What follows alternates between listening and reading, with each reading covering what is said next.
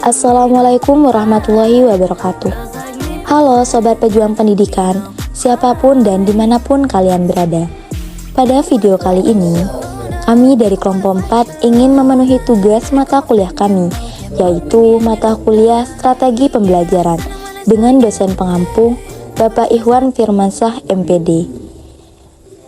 Judul pada bab yang akan kami paparkan yaitu bab 5, Life Based Learning bagi generasi milenial. Pada pemaparan kali ini terbagi 4 materi yang akan dipaparkan. Yang pertama yaitu tentang pengertian Life Based Learning. Yang kedua, pentingnya Life Based Learning. Yang ketiga, Based Learning generasi milenial. Dan pemaparan yang terakhir yaitu generasi life skill. Sebelum saya melanjutkan pemaparan materi pada kelompok kami kali ini, izinkan kami mengenalkan anggota kelompok kami. Yang pertama yaitu saya sendiri, Diana Safitri, sebagai moderator dan pemateri pertama. Di materi kedua, ada rekan saya yaitu Yulianda Putri Nurkasiana. Di pemateri ketiga, ada Rizatul Qudsiyah, dan di pemateri terakhir yaitu ada Nadifah Hadisatul Mila. Langsung saja ke pemaparan materi pertama yaitu saya sendiri.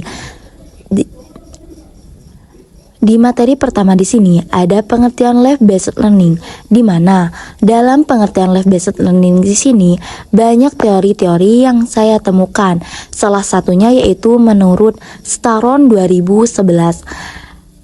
Beliau berpendapat bahwasannya Life Based Learning di sini adalah keseluruhan pembelajaran yang saling terkait sehingga tidak mudah untuk dipisahkan. Sedangkan Life Based Learning di sini dari kata bahasa Inggris, jika diartikan ke bahasa Indonesia yaitu pembelajaran berbasis kehidupan. Berdasarkan pengertian atau teori-teori yang saya dapatkan di atas, dapat dijabarkan bahwa dalam Life Based Learning di sini, yang pertama yaitu sumber belajar yang digunakan dan dapat membuka peluang untuk mengembangkan kemampuan individu. Selanjutnya yaitu pembelajaran berbasis hidup berpusat pada pembelajaran yang ahli dan pembelajaran berbasis kerja. Yang ketiga, pembelajaran bertujuan untuk mengembangkan kapabilitas. Dan yang terakhir, seseorang secara utuh dalam memenuhi seluruh kebutuhan hidupnya. Itu yang dapat saya ambil dari beberapa penjabaran teori yang saya dapatkan. Life Based Learning di sini atau pembelajaran berbasis kehidupan bisa diartikan suatu pembelajaran yang menekankan pada pengembangan kemampuan individu.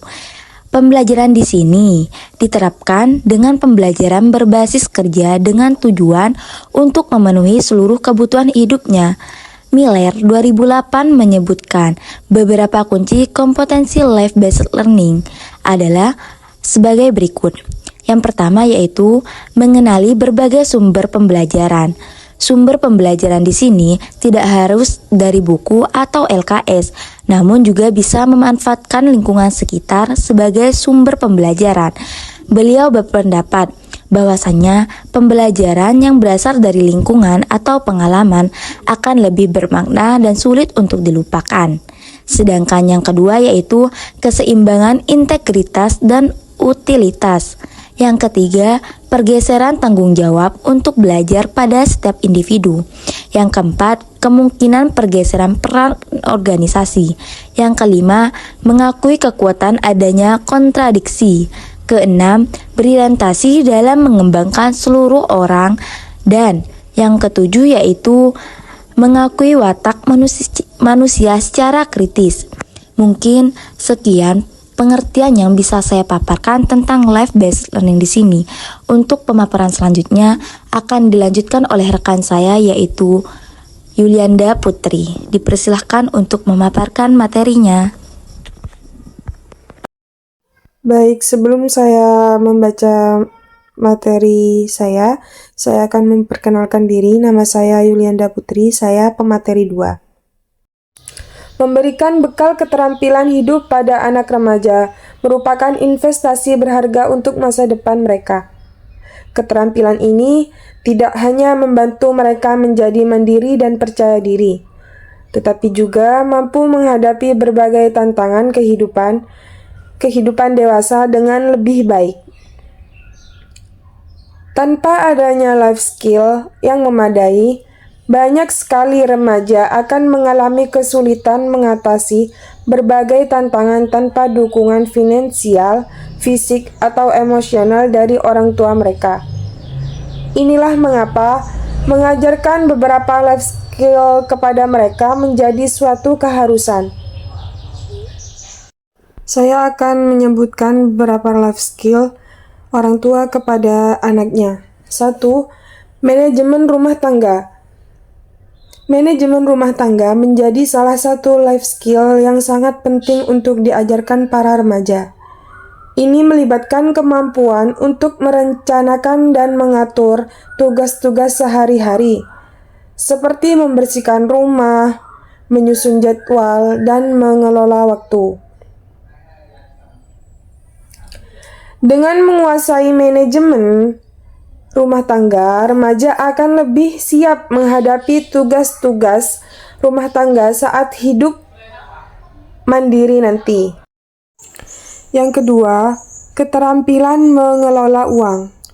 Mengajarkan remaja cara mengelola uang adalah langkah penting untuk membentuk kebiasaan keuangan yang sehat. Mereka perlu memahami konsep pengeluaran, tabungan, dan pengaturan anggaran. Dengan memiliki pemahaman yang baik tentang keuangan pribadi, remaja dapat menghindari masalah finansial yang mungkin timbul di masa depan dan belajar untuk membuat keputusan keuangan yang bijak. Yang ketiga, mengatasi situasi darurat. Life skill yang tidak kalah pentingnya adalah kemampuan mengatasi situasi darurat. Remaja perlu diajarkan bagaimana bersikap tenang dan berpikir cepat saat menghadapi situasi yang tidak terduga, baik itu kecelakaan, kebakaran, atau situasi darurat lainnya.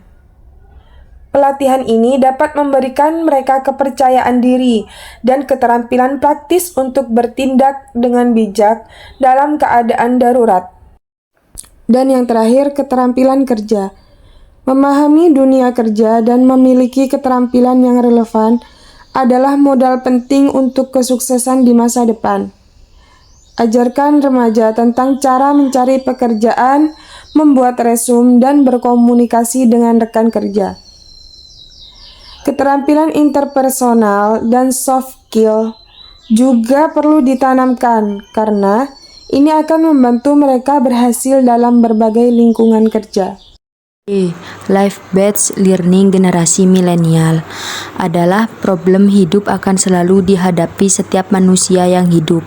Orang yang sukses menyelesaikan problem adalah orang yang memiliki banyak kata kecakapan hidup yang dimana meliputi kemampuannya dalam mengatasi masalah, pandai memanfaatkan peluang, serta pandai bergaul dan bermasyarakat.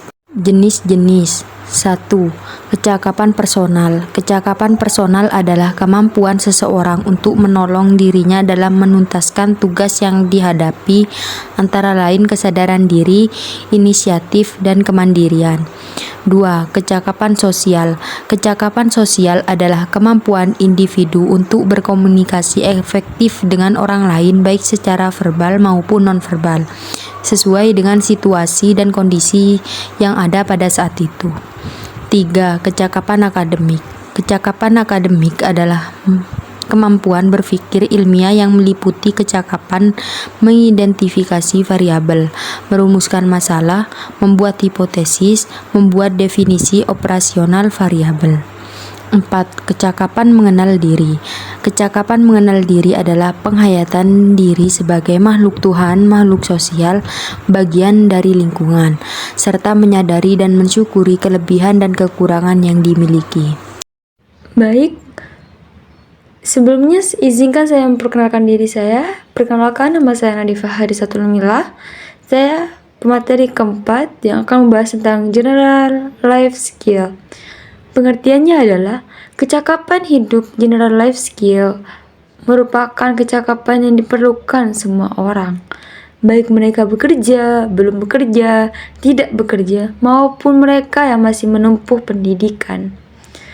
Tujuannya adalah pendidikan kecakapan hidup atau life skill adalah mempersiapkan anak baik secara akademik, sosial, emosional di dalam menghadapi kesulitan dan permasalahan kehidupan. Ada dua jenis general life skill yang akan saya bahas. Yang pertama adalah kecakapan personal atau personality yang mencakup yang A. Kecakapan mengenal diri, B. Kecakapan berpikir rasional, C. Kecakapan menggali dan menemukan informasi, D. Kecakapan mengolah informasi dan mengambil keputusan, E. Kecakapan memecahkan masalah secara kreatif. Yang kedua, kecakapan sosial. Kecakapan sosial meliputi A.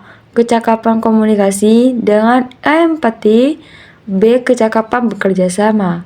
Kecakapan bekerja sama merupakan aktivitas yang tidak hanya terbatas pada bekerja sama saat bersama-sama, namun bekerja sama yang disertai pengertian, daling, menghargai, dan saling membantu. Mungkin sekian dari pemateri keempat. Mungkin cukup sekian pemaparan dari kelompok 4, kurang lebihnya mohon maaf. Wassalamualaikum warahmatullahi wabarakatuh.